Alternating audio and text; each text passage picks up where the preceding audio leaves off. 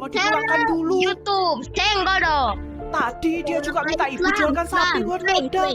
Gimana kalau dia sampai tahu semuanya udah habis? Mau gimana lagi, Bu? Memang kita yang salah pakai uang anak kita dulu tanpa izin. Bapak kepake judi dan ibu pakai buat investasi yang ternyata ujungnya bodong itu kan? Loh, bapak dong yang salah bukan ibu. Ibu kan terjadi investasi karena bapak jual sapi. Dan kalau investasi itu berhasil, uang sapi bakal kembali dan berlipat ganda, Pak. Ya Bu, iya, Bapak yang salah. Sudah, biar Bapak yang tanggung jawab.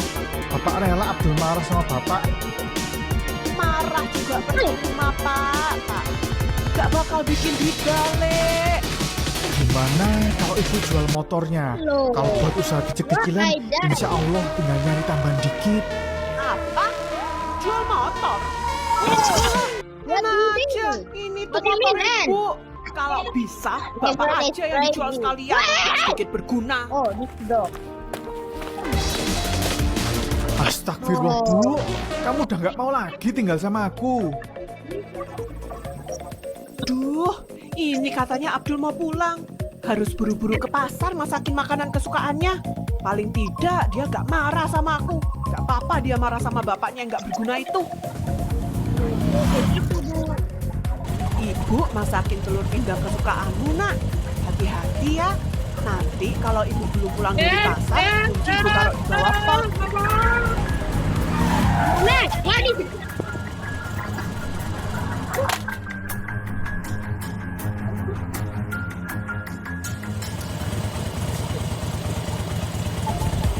Loh, belum sampai ya si Abdul. Katanya jam 8 sampai rumah. Kok ini belum ada? Loh. HP ku kemana? Masa dicopet di pasar sih? Aduh, udah masak dulu. Nanti minta belikan HP baru aja sama si Abdul.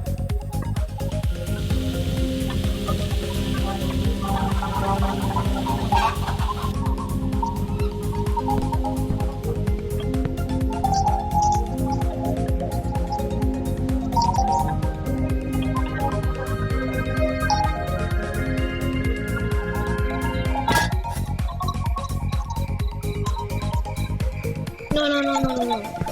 Abdul, jam berapa pulang, Nak? Tadi Bu, melihat ibu tidur, Abdul gak tega bangunin. Jadi langsung makan aja. Udah kangen masakan ibu. Bapakmu kemana habis jemput? Yau labana al yau ren. Kicau mania. Kicau mania. Kicau. Ada Bu, tadi langsung ke kamar istirahat. Kasihan capek katanya. Oh iya, Nak. Maafkan bapakmu ya. Uang yang kamu kirim kemarin yang buat renovasi dapur ini nih, pakai bapak buat beli motor. Katanya motor yang lama gak bisa dipakai, cuma diservis. Kamu gak marah kan, Nak? Enggak Bu, kan Abdul kerja buat bapak dan ibu. Mana mungkin Abdul marah. Sama itu, sapi juga dijual gara-gara bapak dulu kecanduan judi.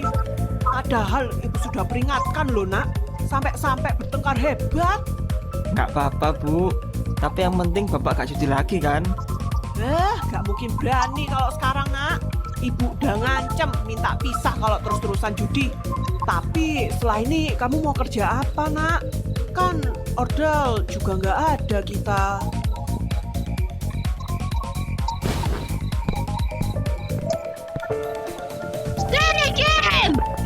Bu, habis ini Abdul gak bisa bantu apa-apa lagi ya.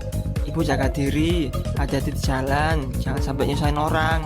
Abdul takut ibu kenapa-kenapa di jalan. Kalau naik motor juga hati-hati ya Bu. Maksudnya apa ya, Nak? Abdul pusing Bu. Abdul mau tidur dulu ya. Astaga, lupa ibu, belum beresin kamar kamu. Masih ibu jadikan gudang itu. Kamu tidur di kamar ibu aja ya. Bapak biar ibu suruh tidur di kursi. Pak, keluar mana? Dulu mau tidur. Ibu lupa mau beresin kamarnya tadi.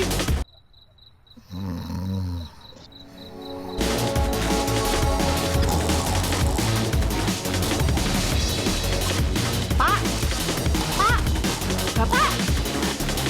keluar, jangan pura-pura polos gitu.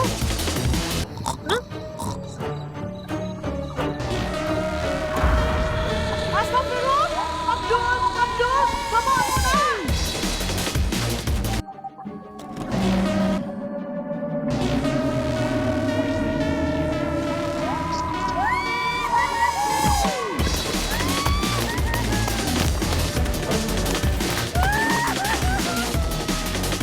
Loh, Bu Yanti masih di rumah toh?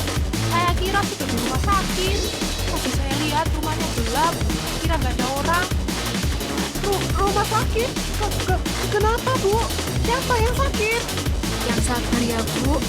Tadi Pak RT didatangi polisi menginformasikan suami Bu Yanti kecelakaan saat membonceng Abdul. Dan mereka meninggal Bu. Enggak mungkin, Bu. Enggak mungkin. Nanti aku itu sempat makan sama saya.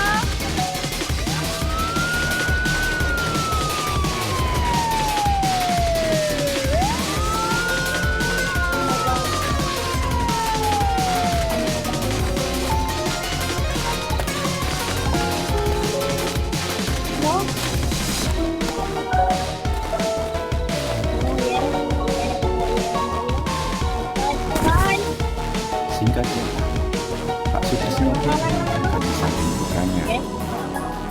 Sedangkan Bu Yanti dulu termenung makan, lalu piring yang tadi terlihat digunakan anaknya untuk makan.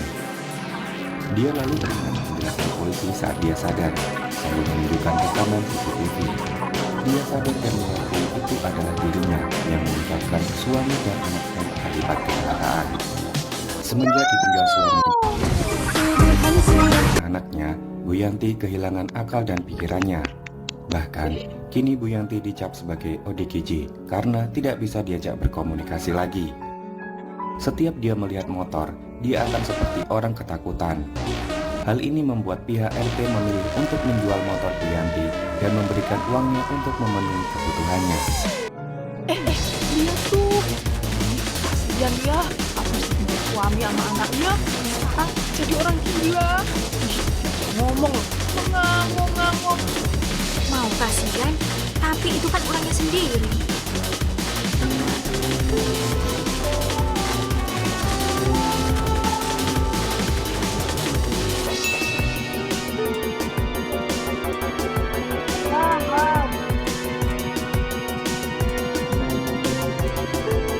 Oh my god.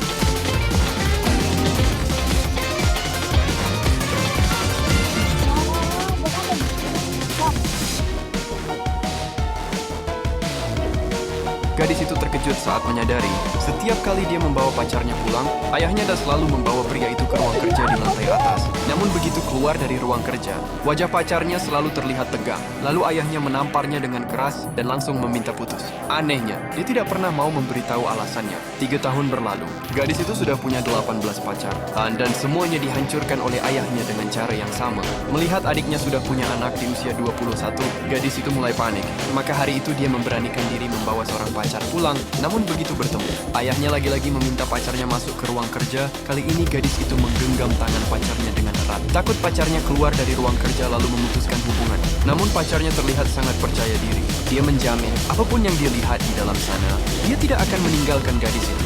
Setelah itu dia mengikuti ayahnya masuk ke ruang kerja. Namun ternyata pacarnya juga tidak lolos dari kutukan ruang kerja. Begitu keluar dari lantai atas, dia langsung menampar wajah gadis itu dan berkata gadis itu seumur hidup tak akan bisa menikah. Lalu dia pergi begitu saja tanpa menoleh. Melihat cintanya kembali dihancurkan oleh ayah, gadis itu bertanya, kenapa ayahnya selalu melarangnya pacaran, namun ayahnya kembali menamparnya. Hal ini membuat gadis itu semakin bingung. Untuk mencari tahu kebenaran, dia mengeluarkan banyak uang untuk menyewa detektif pribadi menyelidiki ayahnya. Tak lama kemudian detektif itu menelpon dan mengatakan kalau dia memang anak kandung ayahnya sendiri. Namun jawaban itu membuat gadis itu semakin bingung. Dia kemudian meminta bantuan pamannya agar mau membujuk ayahnya. Setelah mendengar semua yang